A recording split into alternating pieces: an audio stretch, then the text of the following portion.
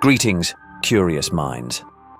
Today, we delve into the art of deception, unraveling the web of falsehood that ensnare the unwary. But why do we lie? From evasion of consequences to the pursuit of gain, understanding the motive provides insight into the lie itself. Lies are not just spoken, they're crafted, molded to fit the liar's needs. Now, I will be your guide as we explore the mentalist's toolbox to decode 4 techniques of lie detection. Knowing them will be your first step towards becoming a human lie detector. Stay till the end of the video and I will reveal a bonus technique that is used by FBI behavioral analysts to spot lies when they interview suspects. Without further ado, let's get started.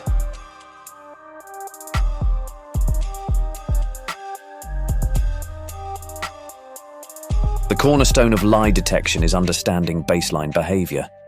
This is the genuine, unguarded demeanor of a person when they're at ease. But how do we establish this baseline? Let's break it down. Begin with the very first handshake. This initial interaction is a goldmine for baseline observations. Notice their posture, gaze, and vocal quality. Are they upright and engaging, or do they avoid eye contact? These early moments are critical in forming a mental snapshot of their natural state.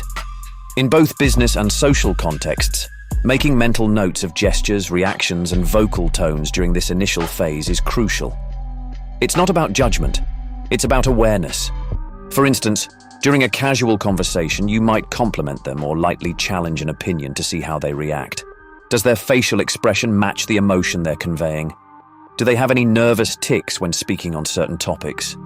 Keep in mind that baselining is about gathering data on how someone normally reacts. Their laughter, use of hand gestures, how they express anger or excitement, and their posture, both standing and seated, are all part of this portrait. There is nothing invasive about carefully observing the people with whom we're talking. We collect this information subconsciously already. The leap here is about turning a subconscious process into a conscious effort, ensuring these observations don't fade away once the interaction ends. Remembering someone's baseline details is crucial to any future lie spotting you may need to do. What about your own baseline? Ask your spouse or a trusted friend to tell you what they see.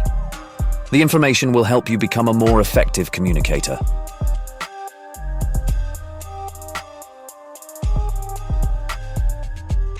In the grand theatre of human interaction, truth and deception perform a delicate dance, each vying for the spotlight, yet it is in the whispers of our speech that the subtlest of battles is waged. Ever wonder what it takes to spin a lie? It's like keeping a dozen plates spinning all at once, hoping none of them crash. You've got to keep your story straight, your body language cool, and your emotions in check. Sounds exhausting, right? Yet, spotting a lie in the wild isn't as straightforward as you'd think. Our focus, the words, the very currency of deception. Imagine diving into a sea of conversation, where words float around like fish. Some are bright and true, others are a bit peculiar. Our job is to net the suspicious ones. Let's dive in. First off, the echo. Picture this. You ask a simple question. Did you pay the bills? And it gets thrown back at you, word for word. Did I pay the bills? They echo. That's your first clue. They're stalling, scrambling for time to whip up a believable answer. Then there's the tone shift. Ever notice how someone's voice drops when they're trying to be serious, but it feels a bit forced? That's them, trying to pull the wool over your eyes, hoping you'll buy into the seriousness of their tone. And next, the full denial. I did not take it. And I would not do that, they proclaim, avoiding contractions like didn't and wouldn't because they sound too informal. It's like they believe the extra syllables make them more believable.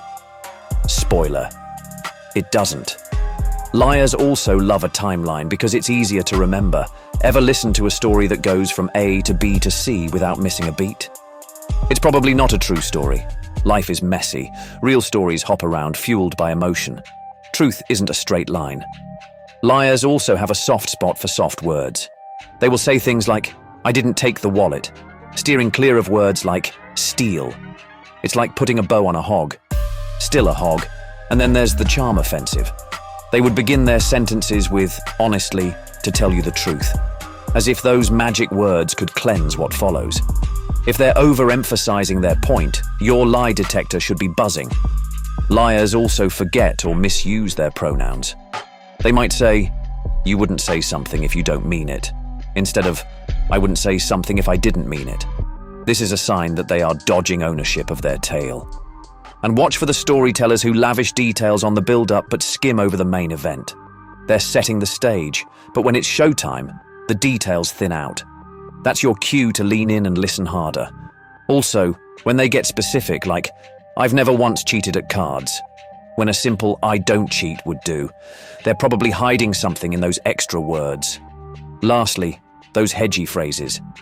"As far as I remember," if you really think about it, can also be indicators of deception if they are overused in a conversation.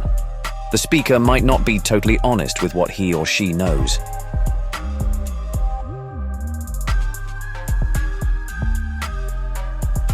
Did you know? Less than 20% of our communication is through words. The rest? It's all in the body talk. From the nod of a head to the tapping of a foot, our bodies are constantly broadcasting our true intentions, if we know how to tune in. Let's start at the crown of our communication, the head. It's the seat of our senses, yet in moments of deceit or distraction, it reveals contradictions. Ever seen someone's head nod yes while they utter no? It's a glitch in the matrix, a telltale sign of discord between thought and speech, drifting down to the face, our emotional epicenter. Here, stress amplifies our nervous tics, nose scratches, ear tugs, covering our mouth as if to shield our lies. It's the body's SOS, a distress signal amidst the calm of our facade. Our shoulders, though silent, narrate tales of discomfort and deception.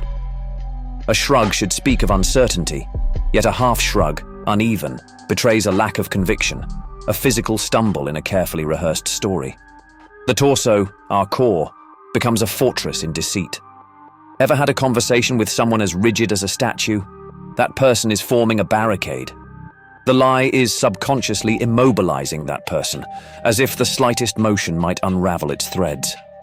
This is also evident in our arms and hands when they become shackled in deceit. As you sit there watching, how are you holding your arms? Crossed arms form a shield, a barrier of fear and falsehood. And our hands, ordinarily vibrant and expressive, either hide in plain sight or exaggerate, betraying a narrative too rehearsed and constrained. Beneath the surface, our legs and feet, often overlooked, harbor truths untold. A stance too wide may betray a facade of confidence, an attempt to dominate when insecurity reigns.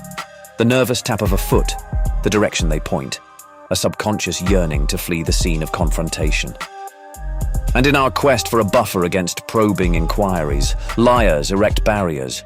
Cushion, books, cups, anything within reach becomes a fortress, a tangible line drawn not just in space, but in trust.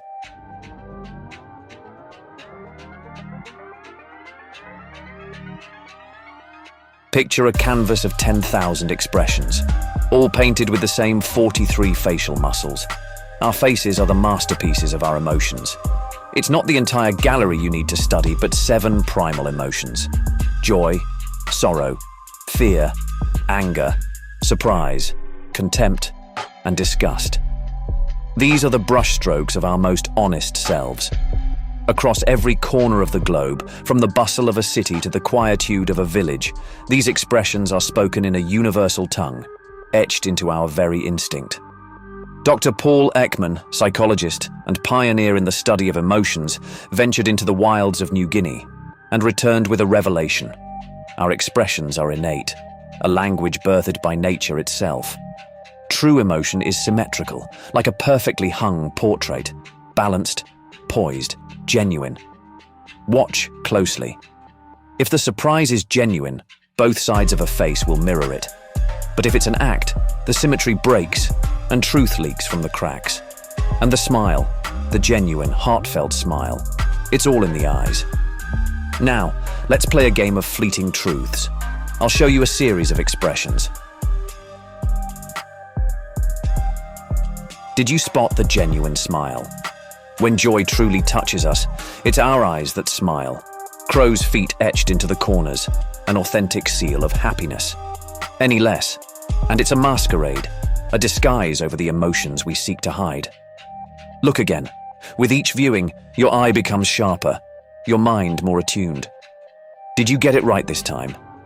And let's shatter a myth now, the one that claims liars can't look you in the eye. The truth is they often overcompensate, holding your gaze, anchored by the false belief that to look away is to confess. It's a dance of eyes that neither confirms nor denies, but simply plays its part in the theater of deceit. And in the end, like a symphony and its conductor, our expressions and gestures move in harmony when we speak our truths. But in deception, the timing is off. The gestures forced, the symphony in discord.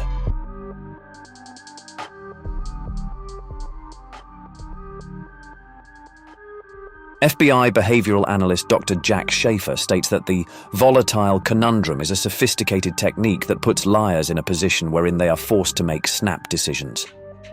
You deploy it by posing a question with a made-up but believable detail that disrupts someone's narrative flow. A liar is unsettled by volatility, their rehearsed tale disrupted, while an honest person remains unfazed, their truth intact. Imagine a scenario of personal betrayal. Your spouse returns late at night, supposedly from a business meeting out of town. You could mention seeing on the news that there was an accident on the highway causing a severe traffic jam and inquire if they were also stuck in traffic. Now, your spouse would be faced with a conundrum. If they confirm your story, you know it's a lie. The longer the hesitation before the reply, the more likely it is that they are not speaking the truth. If your spouse saw no accident, it is likely the business meeting did take place.